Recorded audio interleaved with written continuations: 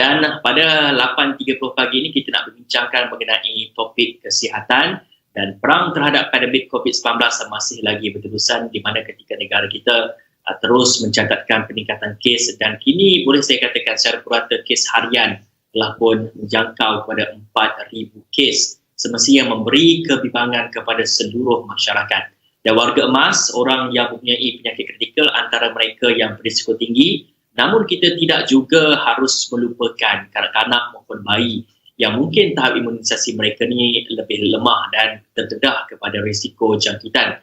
Jadi bagaimana baris ini akan beri kesan kepada tahap kesihatan kanak-kanak dan bayi, apa yang perlu kita tahu mengenai jangkitan terhadap golongan ini. Mungkin Hafizi boleh perkenalkan siapa yang kita ada di awal pagi pada hari ini, Hafizi?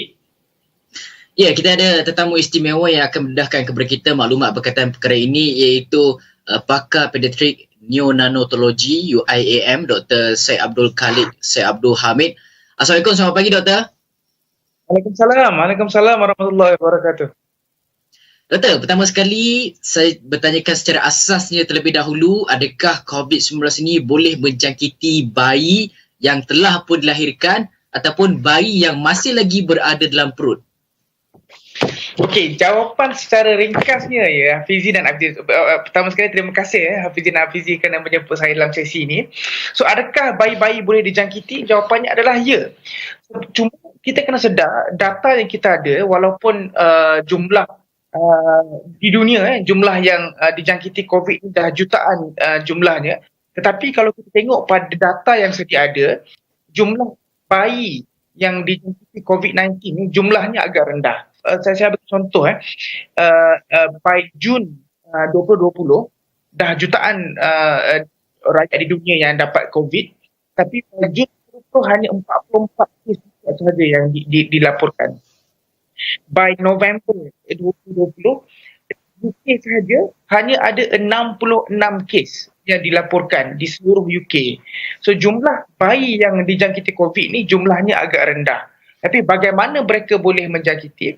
So ada yang mencadangkan mungkin mereka boleh dijangkiti melalui vertical transmission, maknanya masa proses mengandung daripada ibu, transplasenta ataupun masa proses kelahiran. Tapi data yang lebih kuat menunjukkan adanya elemen horizontal transmission. Sebab vertical transmission maknanya daripada placenta, daripada uri kan.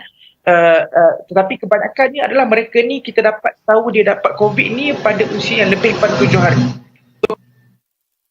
So, wujudnya horizontal transmission. Maknanya horizontal ni daripada semasa proses kelahiran ataupun selepas kelahiran. Sama ada melalui direct breastfeeding, sama ada melalui bayi dapat direct daripada ibu dia ataupun daripada keluarga yang lain ataupun dapat daripada healthcare worker sendiri.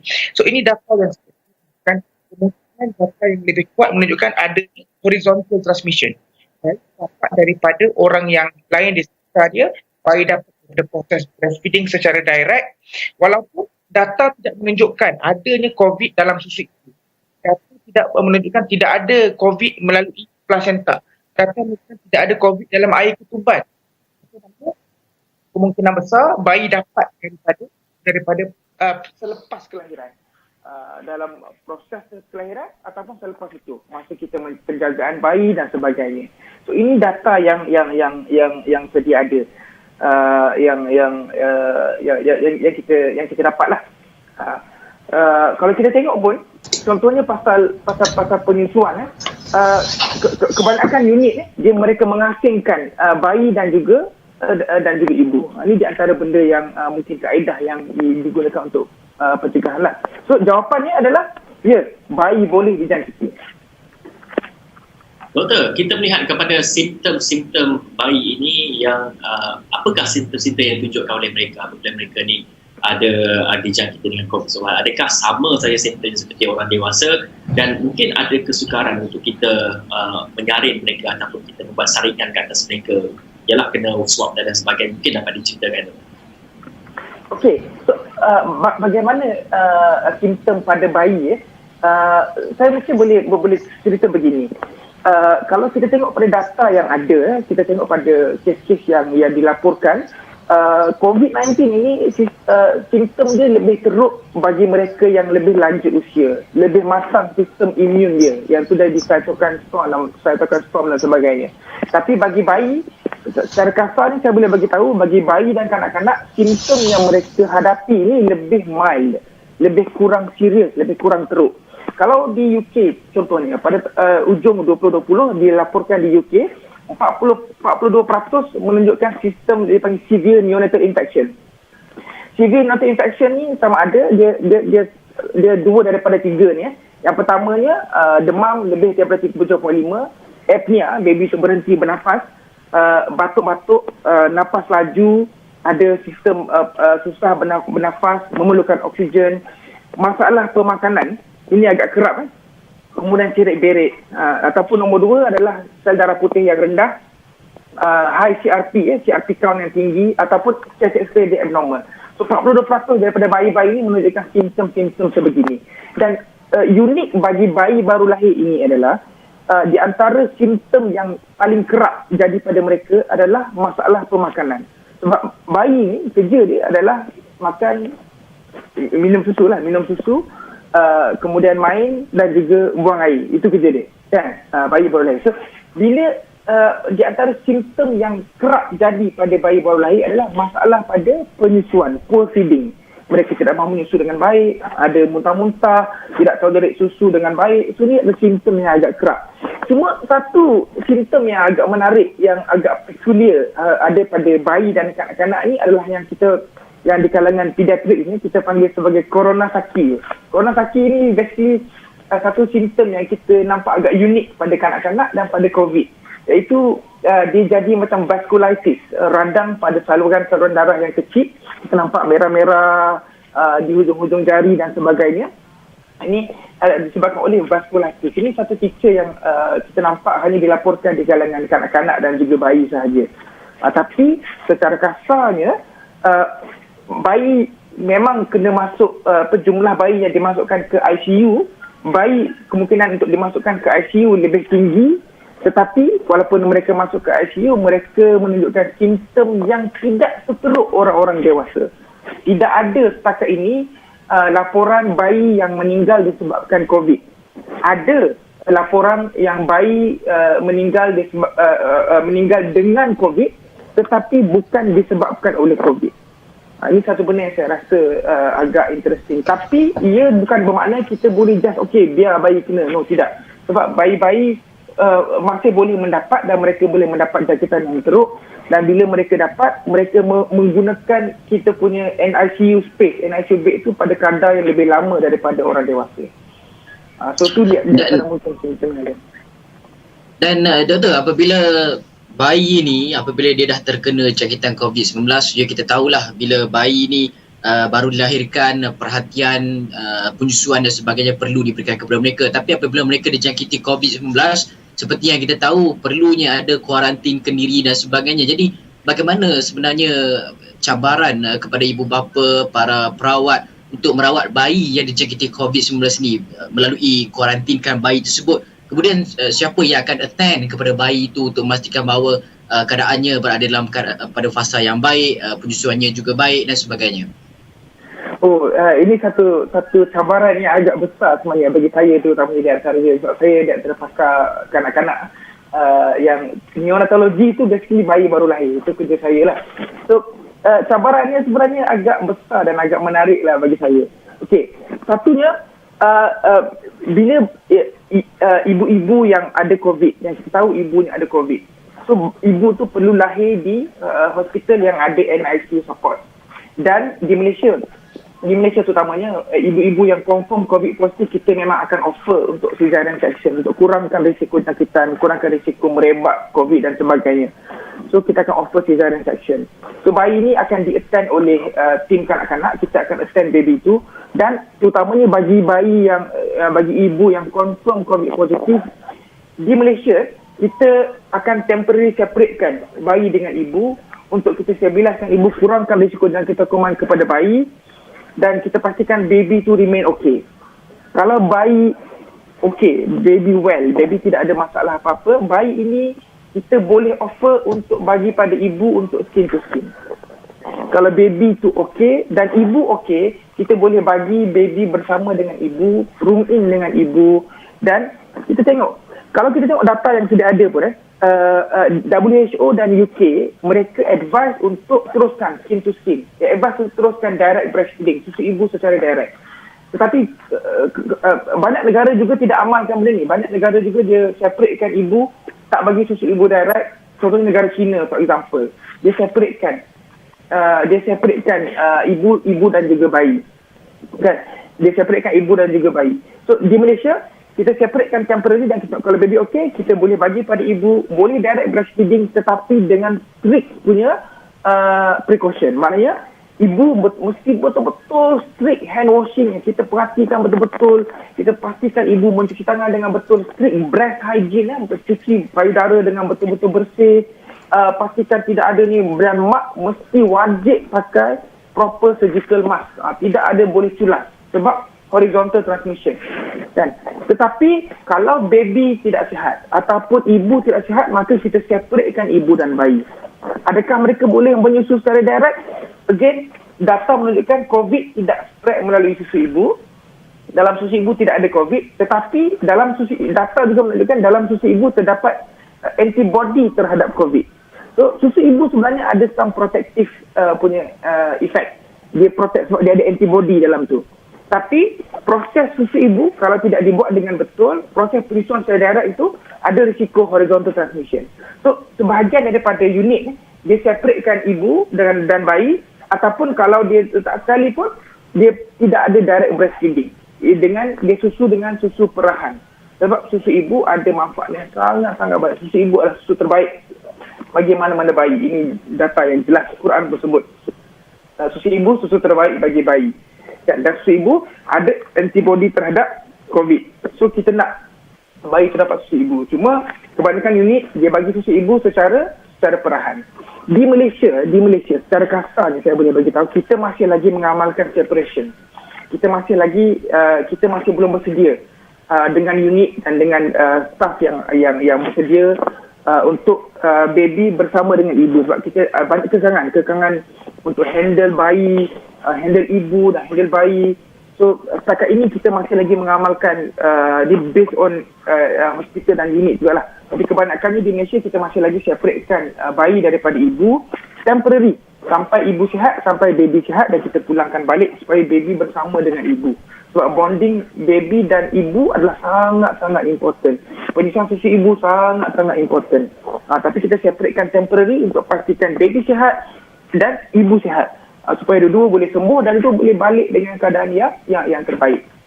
Tapi penyusuan susu ibu kontroversi. UK, WHO saja teruskan susu ibu, tetapi di banyak negara termasuk Malaysia kita masih separatekan ataupun kita bagi susu ibu tapi secara perahan untuk kurangkan risiko horizontal transmission.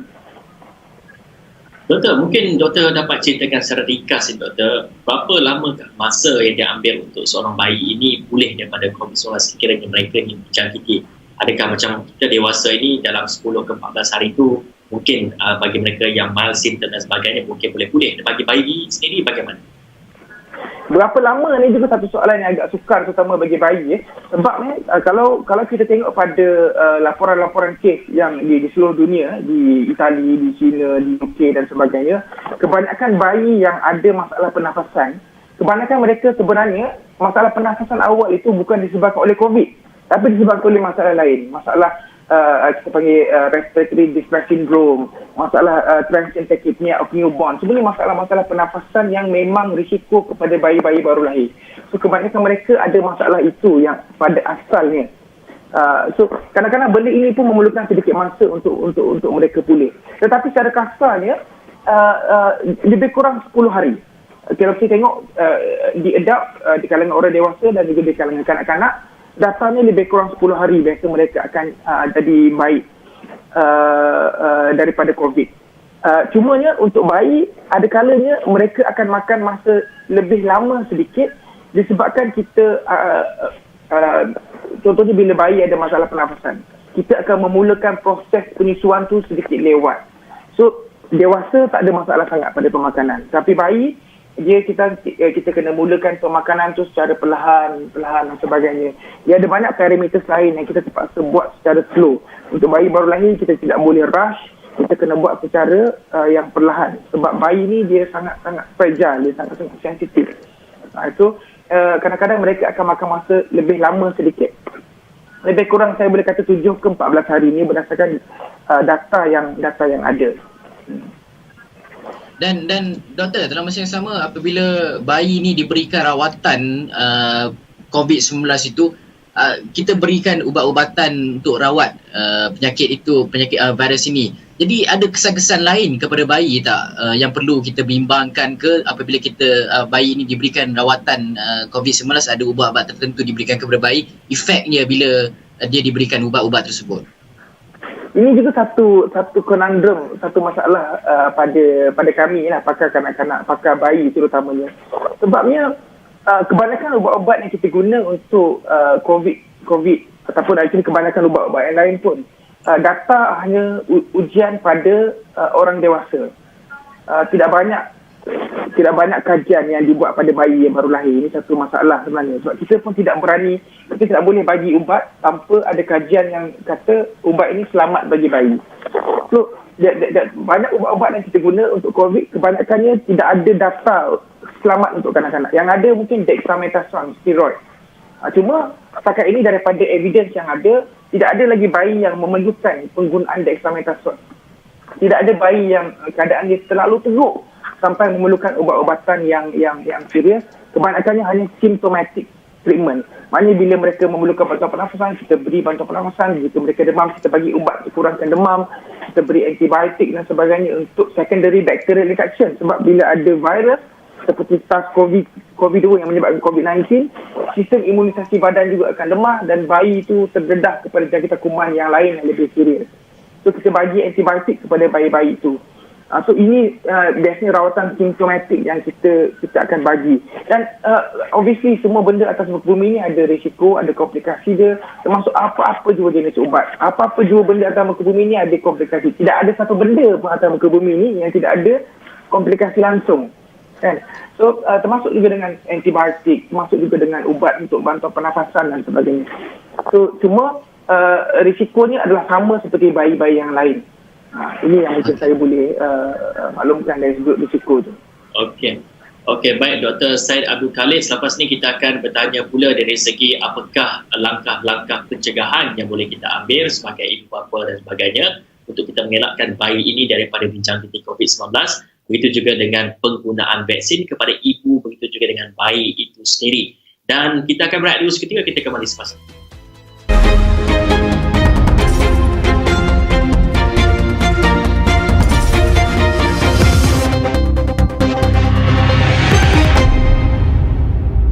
Impian Malaysia, setiap satunya penuh bermakna. Setiap langkah mencabar potensi, pasti direalisasikan. Di sebalik impian ada pendorongnya, bukan hanya pelatih, pembimbing, pengarah dan pencerita, malah penonton drama di mana jua. Fanatik sukan, tak kira apa skrinnya. Kaki filem, tak pasti nak tonton apa. Peminat siri, layan tak kira masa. Penggemar rancangan, menonton berulang-ulang kali pula. Ya, setiap suka, tangisan dan tawa anda membawa kebahagiaan. Setiap sokongan anda mencana cita-cita. Terima kasih. Thank you. Closet. Terima kasih. Nandri. Terima kasih. Kemalangan yang melibatkan 9 mangsa maut terjatuh dan tenggelam ke dalam sungai. Mangsa paling muda difahamkan berumur 4 bulan. Kerajaan Sarawak memutuskan untuk menempatkan seorang pegawai Jabatan Kerja Raya JKR di setiap pangkalan feri di Sarawak. Sarawak mencatatkan 166 kes positif COVID-19. Dan susulan peningkatan kes mendadak di Sibu, pelaksanaan Perintah Kawalan Pergerakan selama 14 hari bermula 16 Januari 2021. Di Pahang, operasi banjir antara yang paling mencabar susulan peningkatan air yang mendadak di lokasi yang tidak pernah berlaku banjir sebelum ini. Isu kartel daging import bukanlah isu besar. Itu kata Timbalan Menteri di Jabatan Perdana Menteri Agama. Penunggang basikal bebas untuk ke mana-mana sahaja serta tidak perlu untuk memohon permit. Langkah itu diambil segera akibat lonjakan kes baru COVID-19. Majlis Tertinggi UMNO perlu menerima keputusan akad undi yang menolak sebarang kerjasama dengan Bersatu.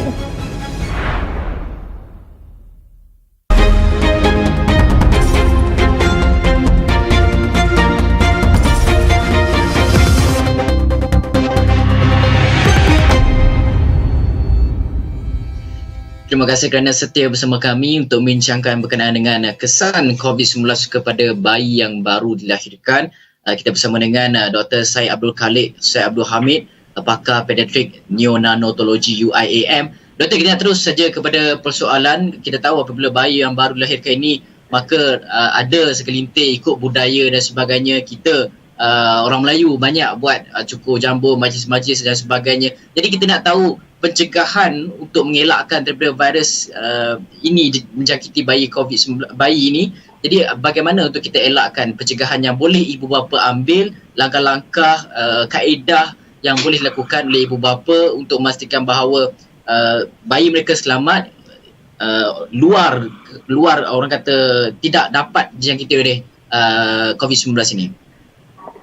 Saya rasa yang langkah yang paling penting untuk mencegah bayi daripada kena COVID-19 adalah, yang pertama adalah kita kena cegah daripada ibunya dijangkiti COVID-19. Itu yang saya rasa langkah yang paling penting sekali.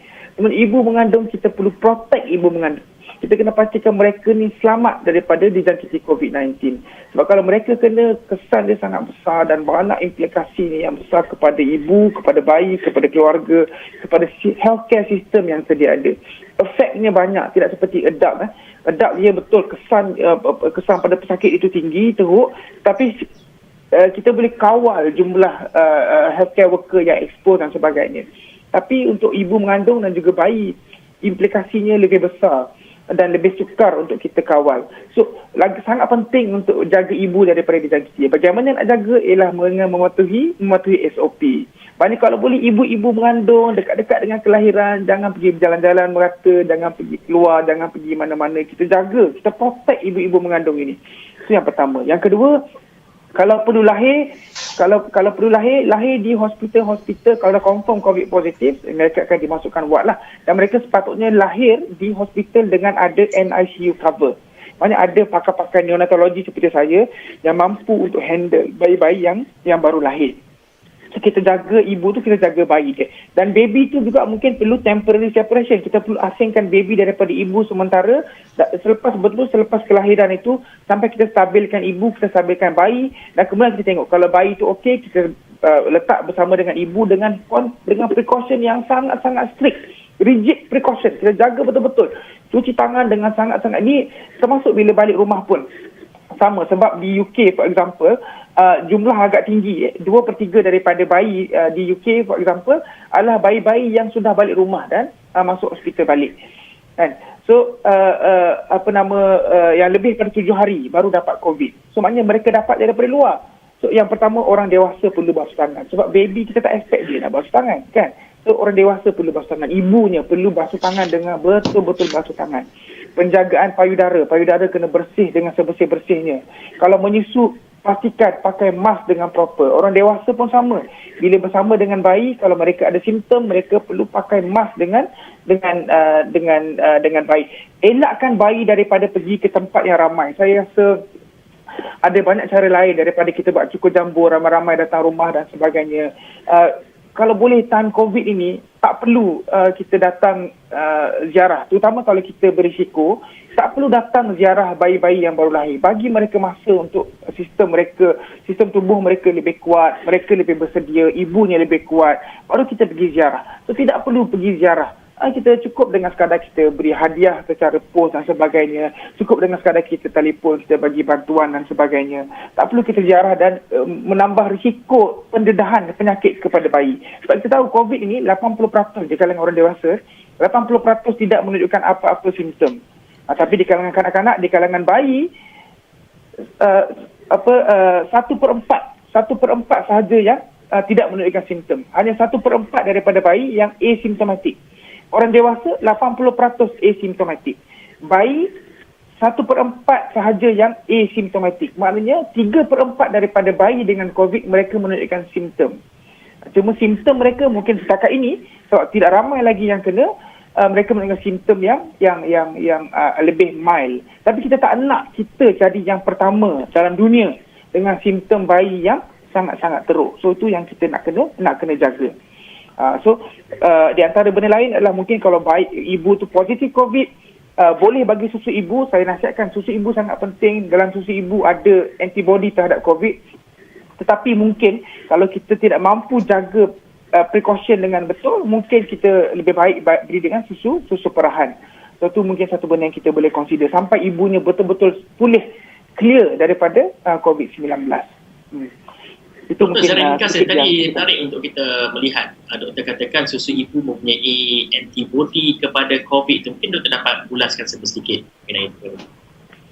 So basically SARS-CoV-2 ni adalah virus. So virus ini yang penting untuk lawan virus ni adalah antibody kita sendiri. Antibody kita yang kena lawan. Seperti mana vaksin. Vaksin ini vaksin yang sekarang ada ni adalah dengan mRNA. So mRNA membuatkan tubuh kita menghasilkan antibody. So antibody tu yang akan bunuh COVID-19, virus SARS-CoV-2 ini. Kan?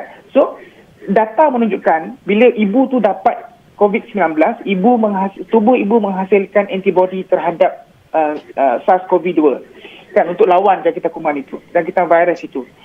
So kajian menunjukkan bila dia tengok susu ibu, dalam susu ibu tak ada virus tu. Maknanya virus tidak merebak melalui susu ibu. Dalam susu tu tak ada virus. Virus tak boleh cross dalam susu ibu. Tetapi antibody daripada ibu cross masuk dalam susu ibu. So maknanya bila ibu tu ada COVID ataupun pernah expose kepada COVID sebelum ini, bila ibu tu bagi penyusuan, bagi susu ibu kepada bayi akan dapat antibody itu.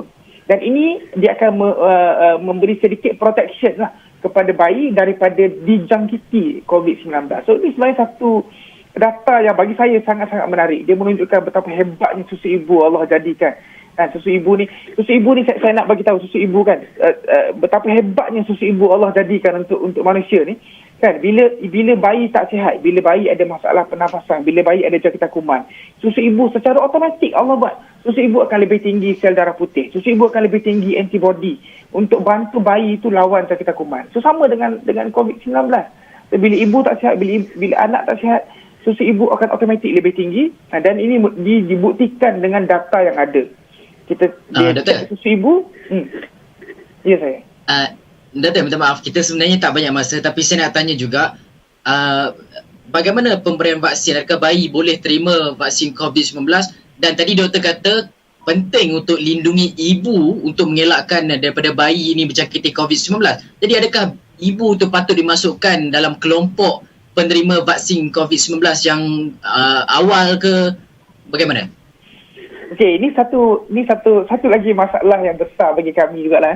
Sebabnya data yang ada tidak menunjukkan, belum menunjukkan secara teori. Okay. Satu kita tahu vaksin COVID-19 daripada Pfizer, daripada Moderna selamat. Dan dia berkesan, 99% berkesan. Kita tahu dia selamat. Secara teori dia selamat. mRNA dia tidak affect DNA langsung. So kita tahu dia selamat. Tetapi bila kita nak bagi ubat kepada mana-mana kelompok manusia, ibu mengandung, bayi, dia perlu kepada data. Masalahnya data di kalangan bayi dan di kalangan kanak-kanak ni masih belum ada. Saya boleh bagi tahu secara contohnya Pfizer dan dengan kerjasama dengan BioNTech, dia dah mula collect data bagi kanak-kanak bermula daripada semua kajian dimula dengan dewasa. Sebab tu orang dewasa sekarang dah start diberi vaksin. Okay. Tapi data di kalangan kanak-kanak ni belum ada. Hujung 2020 mereka baru bermula. Pfizer 12 ke 15 tahun, Moderna 12 ke 18 tahun, AstraZeneca dan Oxford dia buat 12-18 dan juga 6 ke 11 tahun. Dan data-data semua masih dalam proses. Pertengahan 2021 baru kita akan dapat keputusan. Mungkin 2022 baru kita tahu sama ada vaksin ni selamat untuk kanak-kanak atau tidak. Belum untuk bayi lagi. Baik. Untuk bayi saya rasa kemungkinan besar tak sempat, saya rasa. Itu secara kasarnya. Okey, baik. Terima kasih kepada Dr. Syed Abdul Khalid Syed Abdul Hamid, pakar pediatrik neonatologi UIAM, bincangkan bagaimana kesan COVID-19 kepada bayi. Dan sekian daripada kami di Awal Pagi. Assalamualaikum, salam sejahtera.